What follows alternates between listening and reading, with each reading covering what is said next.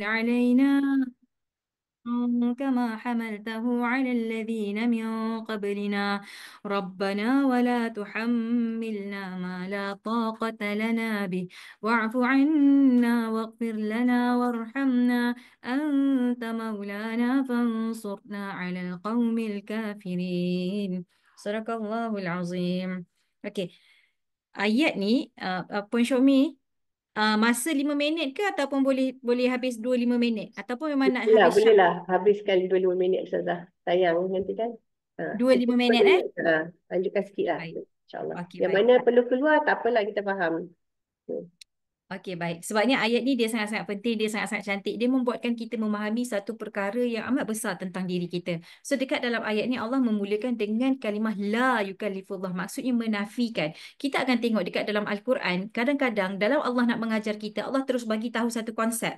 Okey, tapi kadang-kadang Allah mengajar dengan cara Allah membuat ayat penafian la. Okey, dekat ayat ni dia membuat penafian. Apa beza yang kita menceritakan contoh, jangan berlari dengan berjalanlah dengan elok. Berjalanlah dengan elok dan jangan berlari dia bawa masuk yang sama. Tetapi jangan berlari ada ketegasan. Dia ada dia punya maksud yang lebih berat pada kalimah tu dan dia lebih serius, dia lebih straightforward. So dekat dalam ayat ni Allah mulakan dengan la yukallifullahu nafsan illa wus'aha. Allah tidak membebani seseorang itu lebih daripada kapasitinya. Wus'aha. Wus'aha daripada kalimah wasa'ah. Maksudnya luas. Okey, luas ni something yang kita boleh extend. Ibarat kata getah, puan-puan. Kalau kita ambil getah, sana dia tak getah kat sini. Dia selalu ada getah, tapi hari ni dia tak ada pula. Okey, kalau kita ambil getah, dia getah tu kan relung getah dia bulat macam gini kan. Ini kita tak kata capacity. Okey, kita tak kata ini wus'aha. Okey, capacity ataupun wus'aha adalah apabila kita tarik getah tu pada tahap yang paling maksimum. Kalau kita letak satu lagi degree tekanan, dia akan putus. Tapi dia duduk betul-betul dekat paling hujung, dekat paling maksimum punya tekanan tu. Regangan yang paling terhabis banyak dah tu. Itu adalah capacity. So dia bukan dalam bentuk asal dia yang kita nampak. Dia bukan dalam comfort zone dia. Okay, so dia adalah satu benda yang kita letakkan extra burden, kita letakkan extra tekanan, kemudian kita tarik sehabis-habisnya. That is capacity. So kalau kita nak memahami, oh dalam kehidupan kita, Allah bagi kita banyak benda, Allah bagi kita banyak resources, Allah bagi kita banyak potentials, Allah bagi kita banyak test, Allah bagi lengkap package yang kita suka dengan package yang kita kena deal dengan struggle sedikit, bukan happy-happy, okay, lengkap package yang Allah bagi, tetapi kedua-duanya adalah tetap within our own capacity. Apabila kita memahami kehidupan yang kita rasa macam, oh okey aku kena kekal sebagai getah yang tidak diregangkan ini, itu maksudnya getah itu tidak berfungsi. Puan-puan ceritakan kepada saya, ada tak orang yang dia nak mengikat tanpa dia boleh meregangkan getah tu? Dia nak ikat plastik, dia letak soap kan, dia letak soap dekat dalam plastik, dia nak ikat plastik tu supaya getah itu berfungsi. Fungsi getah itu adalah tak nak bagi cecair dalam plastik, soap dalam plastik tu bocor. So itu fungsinya. Boleh tak dia nak menjadikan getah itu berfungsi dalam keadaan dia letak je getah tu macam gitu, dia tak nak put extra burden dekat getah tu? Berfungsi tak getah tu? No, tak berfungsi. Sama juga macam kita bila bercakap tentang capacity. Kalau nak tahu kita ni berfungsi ataupun tak, kita kena stretch kita punya capacity to the maximum yang boleh. Okey, extend yang paling maksimum. Kalau tak maksimum, kita tak ni lagi. Kita belum kita tak fully utilize lagi diri kita. Kita tak fully manage well lagi kita punya resources. Kita tak betul fully utilize, fully develop kita punya potential. So itu maksudnya. Jadi perkataan la yukallifullahu nafsan illa wus'aha bukan menceritakan tentang satu konsep yang sangat-sangat simple macam oh Allah takkan membebani, Allah takkan menyusahkan diri kita. Tidak.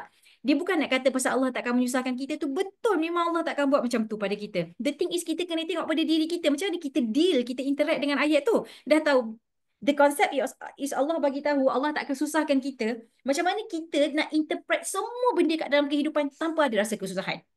Itu bendanya yang kita kena buat. Diuji dengan bankrupt, tak susah, insya-Allah manageable. This is within my capacity. Okay, bukan nak kata Allah takkan uji aku ni. Tak, okay, this is my capacity. My capacity memang boleh berhadapan dengan masalah kewangan. Diuji dengan kehilangan anak. This is my capacity. My emotional capacity, my intelligence capacity. Boleh deal dengan kehilangan anak. Aku kena pengkhianatan dekat tempat kerja. Politik tempat kerja yang buat aku kena buang kerja ke apa benda ke kan. This is my capacity. I am up to this. I can handle this because this is what Allah has promised me. So itu cara kita berinteraksi dengan ayat Al-Quran. Okay. So ayat yang seterusnya Allah bagi tahu apa tahu? Okay. Allah bagi tahu perbuatan baik yang kita buat laha maka sabat akan dibalas dengan kebaikan. So bagaimana kita berhadapan dengan ujian-ujian kita within our capacity, kalau kita melahirkan tindakan yang baik, maka kebaikan itu datang kepada kita. Wa 'alaiha maktasabat. Dan sekiranya kita melahirkan tindakan-tindakan yang buruk ketika kita berhadapan dengan sesuatu perkara dalam kehidupan, wa 'alaiha maktasabat, maka kita akan menerima kesan buruk daripada tindakan kita yang tersebut.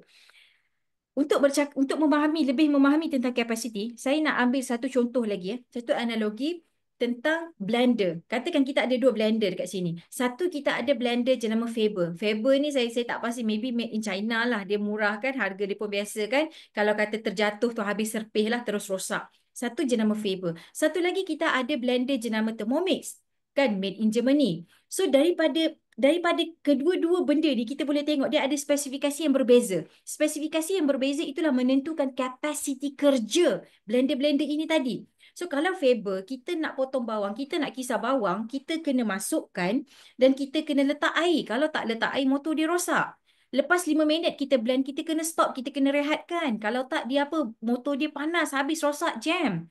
Kan? Lepas tu kita tak boleh letak air panas juga dekat dalam tu. Dia ada banyak dia punya restriction and limitation dia kalau kita nak guna Faber.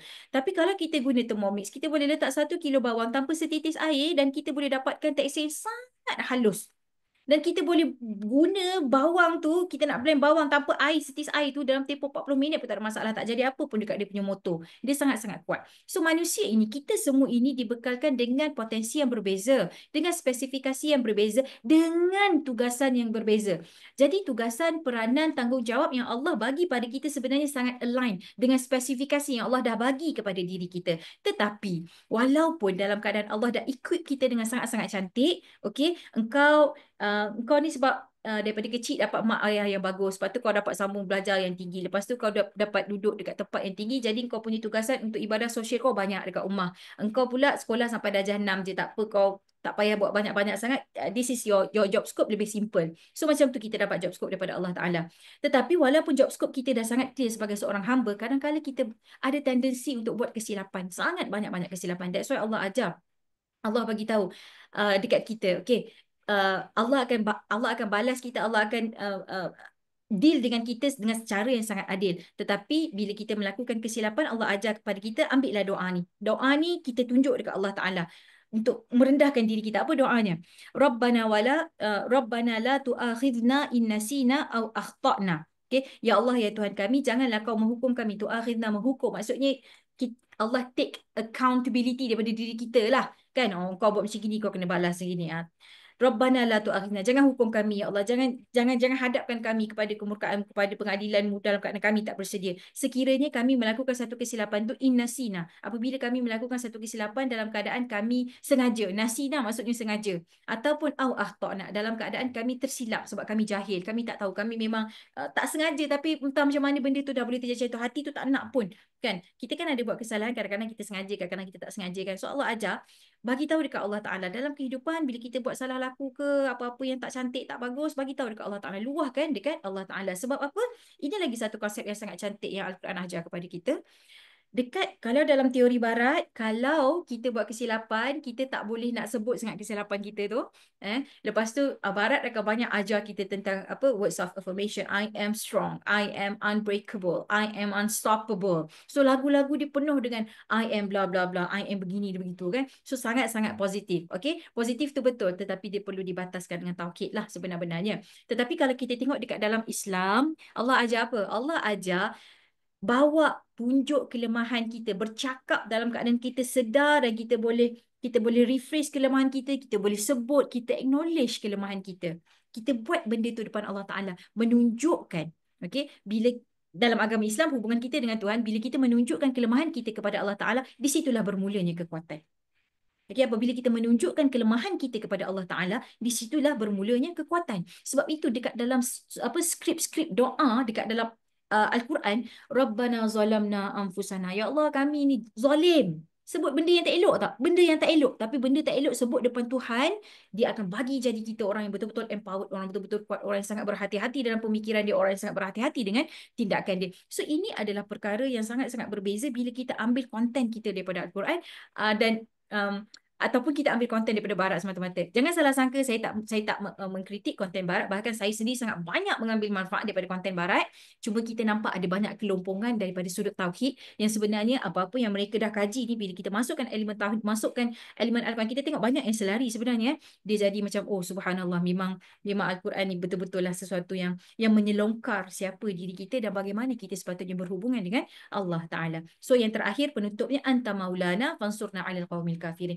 Engkau adalah Tuhan kami, engkau adalah pelindung kami, engkau berkuasa, engkau boleh bagi jagaan yang sempurna kepada kami. Everything, ya Allah. Maula itu masuk maula, dia betul-betul jaga kita, ada authority, dia memang ambil berat pada kita, concern, sayang dan sebagainya. Itu maula.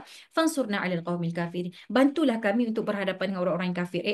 Kenapa tiba-tiba nak cakap pasal berhadapan dengan orang kafir? Tadi kan kita bercakap tentang capacity. Okay? Ya, kita bercakap tentang capacity. Kita bercakap tentang bagaimana kita buat diri. Kita bercakap tentang bagaimana kita menjalani kehidupan kita, dan kita tak akan boleh lari daripada orang kafir. Sebab apa? Orang kafir hari ini, mereka, masalah kita dengan orang kafir bukan mereka nak bunuh kita, tidak. Tetapi kerana perbezaan nilai yang amat ketara. Perbezaan nilai yang dibawa oleh orang kafir sangat menggugah, mengancam nyawa kita, yang menyebabkan kita sebenarnya dalam constant fight dengan nilai-nilai orang kafir.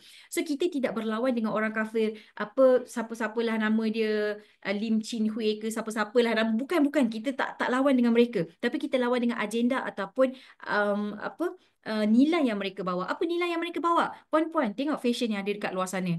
Fashion yang mereka buat, tunjuk dedah habis badan. Netflix. Itulah kafirin yang sedang kita berlawan. So kita bercakap tentang nilai, kita bercakap tentang kapasiti berhadapan dengan ujian, berhadapan dengan cabaran dan sebagainya. So kita minta tolong Allah Ta'ala. Wansurna 'alal qaumil kafirin. Ya Allah, ya Tuhanku, bantulah kami untuk berhadapan dengan orang kafir, bukan berhadapan dengan mereka secara fizikal, tapi berhadapan dengan hasil kerja mereka, kapasiti mereka untuk merosakkan kita. Itu yang kita minta pada Allah Ta'ala. Okay. So insyaAllah itulah untuk sedikit sebanyak dengan sangat-sangat cepat untuk ayat 286. InsyaAllah hari esok kita berjumpa lagi untuk ayat daripada juzuk keempat pula. Okay. Terima kasih banyak-banyak. Assalamualaikum warahmatullahi taala wabarakatuh. Puan Syomi Terima mute. kasih banyak Ustazah. Okey. Okay, baik. Terima kasih banyak Ustazah. Wah, walaupun apa tu, kita ada Ustazah tu 10 minit tapi sangat padat dan tuntas, Masya-Allah. Ni ada Puan Hajar cakap, sebagai seorang coach saya suka pandangan Ustazah yang dekat dalam chat ni. So, Alhamdulillah. Terima kasih Ustazah. Memang doa tu doa favorite saya pun. Dan saya happy dengan Ustazah ulas doa tu. Okay. Itulah saja sesi kita untuk hari ini. Kita akhiri dengan tasbih kifarah dan suratul As.